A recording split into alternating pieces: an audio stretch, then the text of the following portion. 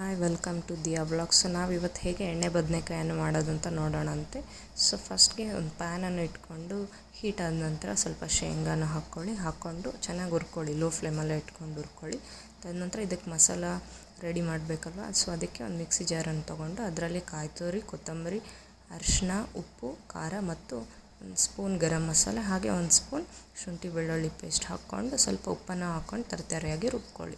So ಇಲ್ಲಿ ನಾನು ಒಂದು 8 ಬದನೆಕಾಯನ್ನು ತೊಗೊಂಡಿದ್ದೀನಿ. ಇದನ್ನು ನಾವು ಪ್ರೆಷರ್ ಕುಕ್ಕರಲ್ಲಿ ಹಾಕ್ಕೊಂಡು ಕುಕ್ ಮಾಡ್ಕೊಳ್ಳೋಣಂತೆ. ಸೊ ಸ್ವಲ್ಪ ಎಣ್ಣೆಯನ್ನು ಹಾಕ್ಕೊಂಡು ಸಾಸಿವೆ, ಜೀರಿಗೆ ಮತ್ತು ಕರಿಬೇವನ್ನು ಹಾಕ್ಕೊಂಡು ತದನಂತರ ಬದನೆಕಾಯನ್ನು ಆ್ಯಡ್ ಮಾಡ್ಕೊಂಡ ನಂತರ ನಾವು ರುಬ್ಕೊಂಡಿರೋಂಥ ಮಸಾಲೆನ ಹಾಕಿಬಿಟ್ಟು ಸ್ವಲ್ಪ ನೀರನ್ನು ಹಾಕಿ ಅದರ ಜೊತೆಗೆ ಹಾಕಿಬಿಟ್ಟು ಉಪ್ಪನ್ನು ಚೆಕ್ ಮಾಡ್ಕೊಳ್ಳಿ. ಭಾಳ ನೀರಾಗಿ ಮಾಡೋಕ್ಕೆ ಹೋಗಬೇಡಿ, ಅಷ್ಟು ಟೇಸ್ಟ್ ಆಗಿರೋಲ್ಲ. ಸ್ವಲ್ಪ ಗಟ್ಟಿಯಾಗಿ ಇರಲಿ, ಸೊ ಟೇಸ್ಟ್ ಚೆನ್ನಾಗಿರುತ್ತೆ. ತದನಂತರ ಉಪ್ಪನ್ನು ಹಾಕಿ ಚೆಕ್ ಮಾಡಿಕೊಂಡು ಒಂದು 3 ವಿಸಿಲ್ ಕೂಗಿಸ್ಕೊಳ್ರಿ. ಸೊ ನಿಮ್ಗೆ ಟೇಸ್ಟಿಯಾದ ಎಣ್ಣೆ ಬದನೆಕಾಯಿ ರೆಡಿ ಆಗುತ್ತೆ. Thanks for watching.